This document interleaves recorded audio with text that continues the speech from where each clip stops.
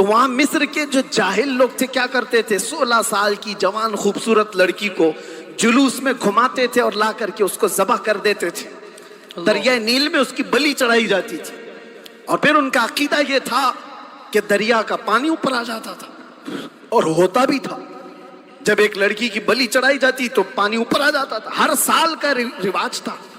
لیکن جب اسلام آیا، دریا سوکھنے لگا، تو لوگوں نے آ کر کے عمرو بن عاص رضی اللہ عنہ سے کہا ہمارا تو معمول ہے کہ ہم ایک 16 سال کی جوان لڑکی کو جلوس میں لا کر ذبح کرتے ہیں، تب یہ دریا نیل کا پانی موجے مارے گا۔ انہوں نے کہا ہرگز میں تو اس کی اجازت نہیں دے سکتا۔ کہا تو پھر سارے پیاسے مر جائیں گے، پانی کی شدید قلت ہو جائے گی۔ عمرو بن عاص نے جانتے ہو خط لکھا کس کو؟ امیر المومنین عمر ابن خطاب رضی اللہ عنہ۔ نام سنتے ہی رونگٹے کھڑے ہو جاتے ہیں، جی سچ بتاتا ہوں۔ خط آیا تو آپ نے پڑھ کر کے حالات کا مشاہدہ کیا، پھر کیا کیا جانتے ہو؟ عمر ابن خطاب رضی اللہ تعالیٰ عنہ نے جو حل بتایا وہ بہت الگ ہے۔ 2 خط لکھے، ایک حضرت عمرو بن عاص کو کہ تم نے جو لوگوں سے کہا وہ بالکل صحیح کہا، اسلام اس کی اجازت نہیں دیتا، کسی کی بلی چڑھانا، کسی کی جان لینا، کسی کا خون بہانا، تم نے جو کیا وہ صحیح ہے۔ اور حضرت عمر نے کہا ایک اور خط میں لکھ رہا ہوں دریائے نیل کے نام پہ۔ واہ واہ، آج تک آپ نے سنا کوئی دریا کو بھی خط لکھا ہو؟ سنا ہے؟ ہاں اگر سنا ہو تو صرف محمد عربی کے غلاموں نے کیا ہے۔ بے شک، سبحان اللہ سبحان اللہ۔ آج کے بیٹھے ہوئے 1400 سال بعد کے کتے محمد عربی صلی اللہ تعالی علیہ وسلم کی شریعت کو نوچ کھانے کی کوشش کرتے ہیں، انہیں پتہ بھی نہیں، یہ اسلام کو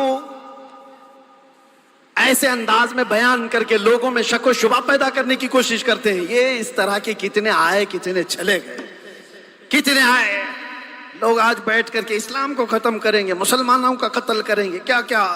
آج بھی میں دیکھ رہا تھا پاکھنڈی تلواریں بانٹ رہا ہے، کوئی چاقو چوریاں بانٹ رہا ہے، تم ان کو تلواریں دکھا رہے ہو جو 1400 سال سے کربلا سنتے آ رہے ہیں۔ سبحان اللہ، یہ چیزیں پرانی ہو گئی، پرانی ہو گئی۔ یہ سب چیزوں سے ڈر اور خوف کا ماحول نہیں لا سکتے۔ اسلام تھا، اسلام ہے، اسلام رہے گا۔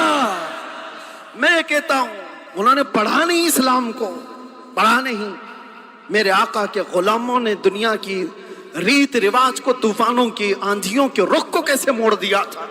حضرت عمر ابن خطاب نے دوسرا خط لکھا دریائے نیل کے نام پہ، دریائے نیل کے نام پہ۔ ارے دریا ہے، کیا لکھ رہے ہیں؟ بسم اللہ الرحمن الرحیم۔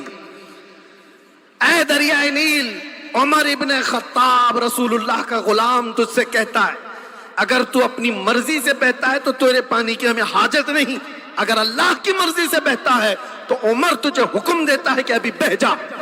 واہ سبحان اللہ۔ خط میں لکھا، اور اس کے بعد دونوں خط گئے، ایک عمرو بن عاص کا تھا، ایک دریائے نیل کا تھا۔ حضرت عمرو بن عاص نے اپنا خط پڑھا، پھر دریائے نیل کے نام جو خط تھا وہ لا کر کے دریائے نیل میں ڈال دیا۔ قسم خدا کی، تاریخ کی سچائیاں بتاتی ہیں اس وقت شباب پر دریائے نیل 16 گز اوپر آ چکا تھا۔ سبحان اللہ، اور وہ زمانہ ہے کہ آج کا زمانہ دریائے نیل کبھی سوکھا ہی نہیں، سبحان اللہ، کبھی سوکھا ہی نہیں۔ یہ ہے میرے آقا صلی اللہ تعالی علیہ وسلم کے غلاموں کی زندگی۔ میرے عزیزو، نعرہ تکبیر، نعرہ